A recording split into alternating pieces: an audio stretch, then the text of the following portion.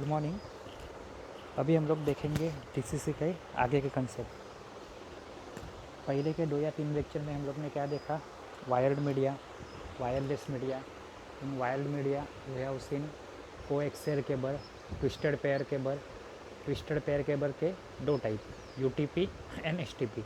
उसके advantages, disadvantages, construction, वो कैसे बनता है, उसकी प्रॉपर्टीज़, ठीक है। उसके बाद देखा हम लोग ने फाइबर ऑप्टिक केबल का कंस्ट्रक्शन या फिर architectural diagram. Then we have seen different types of a wireless media.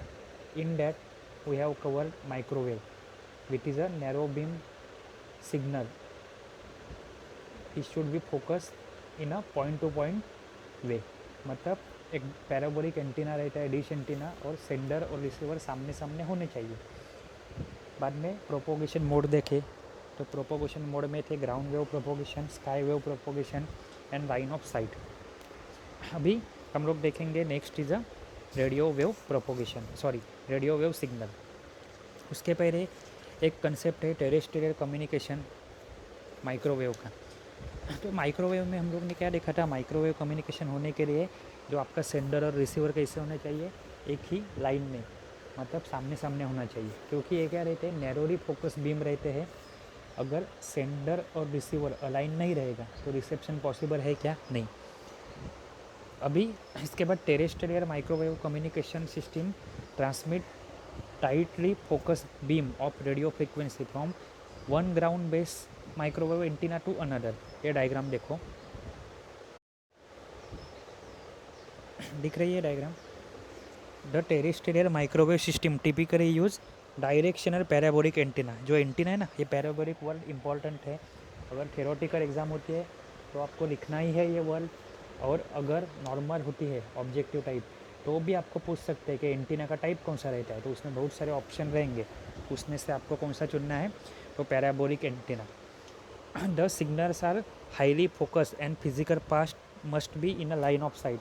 ये हाईली फोकस रहते हैं, मतलब यहाँ वहाँ पे स्कैटर होते हैं क्या, नहीं। स्कैटर होते हैं तो आजू बाजू वाले रिसीव कर सकते थे, ऐसा नहीं है। यहाँ पे जैसे आप मान लो एक लेजर टॉर्च लेके सामने वाले पे आप गिरा रहे, तो सामने वाला अगर वो रेजर के एरिया में नहीं है तो वो रेजर का इफेक्ट उसके ऊपर होगा क्या, नहीं, वो बाजू में चली जाएगी। सिमिलर वे कि सेंडर और रिसीवर सामने सामने ही होनी चाहिए तो ही ये रिसेप्शन पॉसिबल है। एग्जाम्पल दिखाया है यहाँ पे, 2 बिल्डिंग है सामने सामने, और पहली बिल्डिंग से लेकर सेकंड बिल्डिंग जो बीच में है उनका कम्युनिकेशन पॉसिबल है क्योंकि वो लाइन ऑफ साइट है। लेकिन लेफ़्ट साइड से फर्स्ट और राइट साइड से फर्स्ट, यानी लेफ़्ट साइड से थर्ड बिल्डिंग है, वो लाइन ऑफ साइट में नहीं है। तो उसके लिए किसकी हेल्प ली है, हम लोग ने सैटेलाइट की हेल्प ली है। जो पैराबोलिक एंटीना है वो डेटा कहाँ पे सेंड कर रहा है, तो सैटेलाइट के पास, और सैटेलाइट से रिसीविंग स्टेशन के पास। इसके एडवांटेज है हाइयर डेटा रेट ज़्यादा रहता है, लो कॉस्ट में काम होता है। डिसएडवांटेज क्या है, अटेन्यूएशन मतलब क्या था, at the distance travelled by the signal its quality gets degraded, reflected from the flat surface और मेटल। अगर बीच में मेटल या फिर सरफेस आया फ्लैट तो उससे रिफ्लेक्ट होते हैं। And line of site is required, अगर लाइन ऑफ साइट में नहीं रहे तो वो कम्युनिकेशन पॉसिबल नहीं है। उसके बाद में रेडियो वेव प्रोपोगेशन। तो क्या है, radio wave is the transmission of signal through the free space. Wireless है, electromagnetic waves which have frequency below the visible light. सारे माइक्रोवेव रहे या रेडियो वेव रहे, सबकी फ्रीक्वेंसी क्या होती है, तो विजिबल लाइट से कम होती है। Radio waves are omni directional, that they travel in all directional. Omni directional मतलब क्या है, एक एग्जांपल आपको सिंपल याद रखने का बोलता हूँ। माइक्रोवेव रही तो टॉर्च का एग्जांपल लो, जो डायरेक्शन में टॉर्च गिराओगे वही डायरेक्शन में क्या होगा, लाइट गिरेगा, पॉइंट टू पॉइंट जैसा। But in case of radio wave का एग्जांपल कैंडल या फिर एक दिया या फिर एक बल्ब लाइट है, वो लो। दिया जलाते हैं तो सारे आजू बाजू में क्या होता है, उसका प्रकाश गिरता है, लाइट, बराबर है।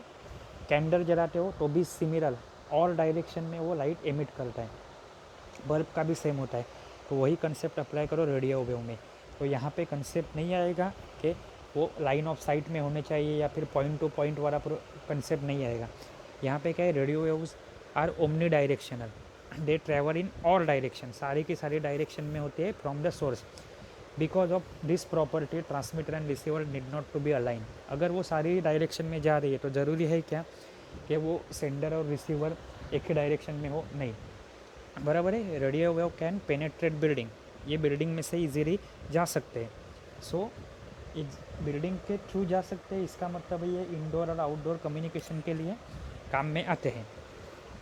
देयर पावर फॉर्स ऑफ, जैसे भी डिस्टेंस ट्रैवल करते हैं वैसे उनकी पावर फेल होती है। देखो रेडियो वही जगह का वही लोकेलिटी में पकड़ता है। आप यहाँ पे रहते हो ढाणू या फिर बोईसर साइड, तो मुंबई का रेडियो पकड़ेगा। आप पुणे जाओगे तो वहाँ के स्टेशन अलग रहेंगे।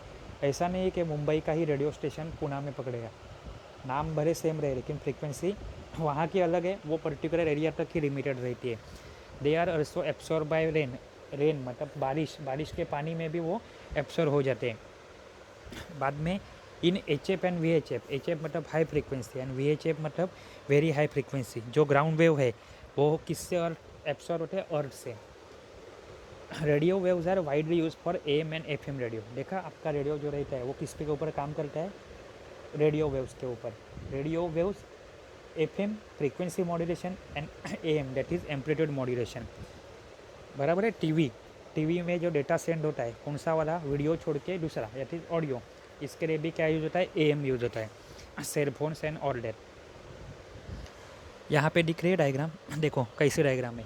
पहले डायग्राम अलग थी, यहाँ पे डायग्राम अलग है। अभी R F has wrong, R F क्या है, that is radio frequency wave का है, पुराने ज़माने से यूज़ कर रहे हैं किसके लिए, कम्युनिकेशन के लिए। H F and V H F frequency waves at that reach the ionosphere. जो हाई फ्रीक्वेंसी और वेरी हाई फ्रीक्वेंसी वेव्स है वो कहाँ पे जाते हैं, ऊपर। ऊपर क्या है, आयोनोस्फीयर है। Which is the layer of charge particle, ये आपने ज्योग्राफी में पढ़ा है, बराबर है, 8th 9th या फिर 10th में। तो ऊपर एक लेयर रहती है, अलग अलग लेयर है, उसमें से आयोनोस्फीयर है वो चार्ज पार्टिकल का लेयर है, जो कहाँ पे अप्रोक्सीमेट 100 से लेके 500 किलोमीटर तक है। वहाँ पे वो जाके रिफ्लेक्ट होते हैं, रिफ्लेक्ट नहीं होते, रिफ्रैक्ट होते हैं। और रिफ्रैक्ट होता है मतलब क्या है, खुद का रास्ता थोड़ा थोड़ा बदली करके कहाँ पे आते हैं, वापस से ग्राउंड पे आते हैं। और यही प्रॉपर्टी किस में काम आती है, आपके रेडियो वेव कम्युनिकेशन में यूज़ होती है। ठीक है। Radio wave have virtual no distance limitation, however radio waves are government regulated. इनका नॉर्मल रेगुलेटरी बॉडी कौन सी रहती है, गवर्नमेंट। रेडियो कभी किसी पर्सनल इंस्टीट्यूट या फिर पर्सनल ऑर्गेनाइजेशन का नहीं रहेगा, नॉर्मली ये गवर्नमेंट ओन ऑर्गेनाइजेशन रहती है, मतलब उसका ओनर कौन होता है, गवर्नमेंट। इसके एग्जाम्पल क्या है, FM channel, walkie talkie and all that. इसके बाद नेक्स्ट कंसेप्ट है आपका सैटेलाइट कम्युनिकेशन। तो सैटेलाइट क्या रहता है, आप सबको मालूम है, ईजी चीज़ है। सैटेलाइट एक ऐसी चीज़ है जो अर्थ के आजू बाजू में घूमती रहती है, या फिर हम लोग अर्थ पे रहते हैं इससे अर्थ सोचते हैं हम लोग। सैटेलाइट एक ऐसी चीज़ है जो कोई भी प्लैनेट के अक्रॉस घूमती रहती है। इसके दो टाइप है, एक नेचुरल और एक मैन मेड। नेचुरल मतलब जो अपने लिए एग्जाम्पल क्या है नेचुरल सैटेलाइट का, तो मून। और मैन मेड कौन सा है, इनसैट या फिर इसरो, आपने वर्ड सुना रहेगा। ये जो सैटेलाइट छोड़ते हैं या फिर अलग अलग कंट्री खुद के अलग अलग सैटेलाइट छोड़ती है, वो क्या करती है, अक्रॉस द अर्थ घूमते रहते हैं फॉर द डिफरेंट पर्पज। तो यही क्या हो गया आपका, दो सैटेलाइट हो गया। अभी बुक के हिसाब से देखो तो और satellite is a body that reverse around the earth, earth के आजू बाजू में घूमती रहती है। ये आर्टिफिशियल भी हो सकता है, दैट इज़ मैन मेड, और फिर नेचुरल हो सकता है। नॉर्मल कंसेप्ट क्या है उसका, ये किसके लिए काम में आता है, तो कम्युनिकेशन पर्पज़ के लिए काम में आता है। क्यों, जितना ऊपर जाता है सैटेलाइट उतना वाइड एरिया कवर करता है वो। जो रास्ते पे वो घूमता है, डिफरेंट डिफरेंट ऑर्बिट दिखाई है, देखो जो रास्ता वो फॉलो करता है उसे क्या बोला जाता है, orbit. The orbit can be equatorial, equatorial मतलब इक्वेटर के अक्रॉस घूमता है वो। इंक्लाइन, टेढ़ा दिख रहा है आपको, बी नंबर की diagram.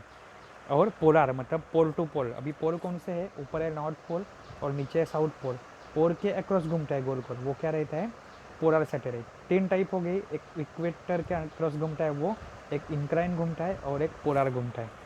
The period of satellite मतलब उसको एक राउंड चक्कर काटने में अर्थ का क्या रहता है, वो किससे डिसाइड होता है, किपलर्स लॉ। ये सब आपको पूछा जाएगा, इंपॉर्टेंट पॉइंट जो मैं बोलता हूँ वही। बाद में satellite processes the microwave with a by directional antenna. Satellite के पास क्या होते हैं, बाई डायरेक्शनल एंटीना रहते हैं। अभी बाई डायरेक्शनल क्यों होना चाहिए, वो डेटा रिसीव करे from the base station of the earth as well as इसको रिपीट करके रीजनरेट करके वापस से किसी और जगह पे भी सेंड करना है। तो वो क्या हो गया, उसके लिए वो बाई डायरेक्शनल होना ज़रूरी है। अभी जो सैटेलाइट अर्थ के ऊपर जितना एरिया कवर करता है, फुटप्रिंट क्या रहता है, अपने पैर का निशान। तो सैटेलाइट का भी निशान है, वो पैर रखने नहीं जाता किधर, लेकिन वो एक पर्टिकुलर एरिया कवर करता है फॉर द कम्युनिकेशन। तो उसे क्या कहा जाता है, फुटप्रिंट। फुटप्रिंट के अंदर सेंटर में सैटेलाइट की पावर सबसे ज़्यादा रहेगी। जैसे भी सेंटर से दूर दूर जाओगे अक्रॉस द सर्कुलर एरिया, तो वैसे क्या होगी, सिग्नल की स्ट्रेंथ कम होती जाएगी। आपको डायग्राम तीनों तीन समझ में आ रही है। देखो equatorial across the equator, incline ऐसी टेढ़ी, और पोलार मतलब across the pole, north pole to south pole, south pole to north pole. इसके बाद सैटेलाइट कैन कम, एक रहता है geostationary satellite. Geostationary मतलब क्या है, वो सेम स्पीड में घूमता है जितने स्पीड से अर्थ घूमती है।